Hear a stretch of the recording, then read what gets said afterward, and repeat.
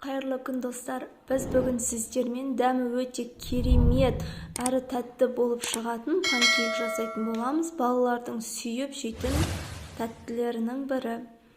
Ол үшін ыдысымызға бар болғаны бір жұмыртқамызды жарып алатын боламыз. Оның үстінен 2-3 ас қасық қантымызды салып, жақсылап миксерлейміз. Бұл панкейкке ешқандай миксердің де весідің да ешқандай қажеті жоқ. Осылай венчиктің көмегімен жақсылап араластырып алатын боламыз. Жұмыртқамыз біркелкі масса болғанға дейін. Егер менің арнама тіркелмеген болсаңыздар, тіркеліп, лайк, комментарий қалдыруды ұмытпаңыздар.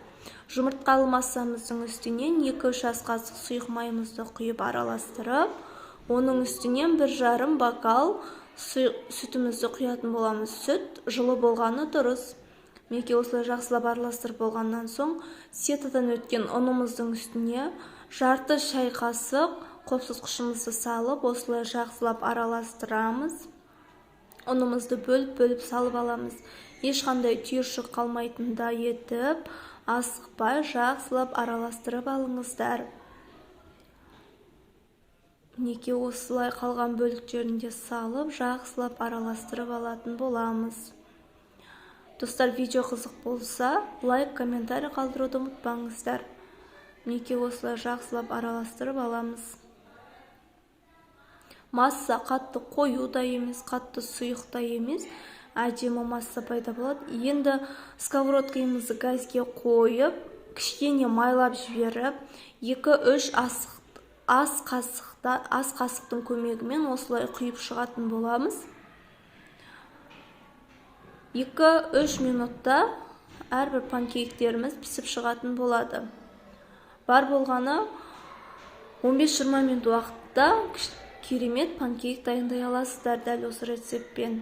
Мінекей осылай екі жағын қызартып аламыз. Көріп тұрғандарыңыздай панкейктеріміз өте әдемі, жылтырап шыққан әрі пузырькаларымен.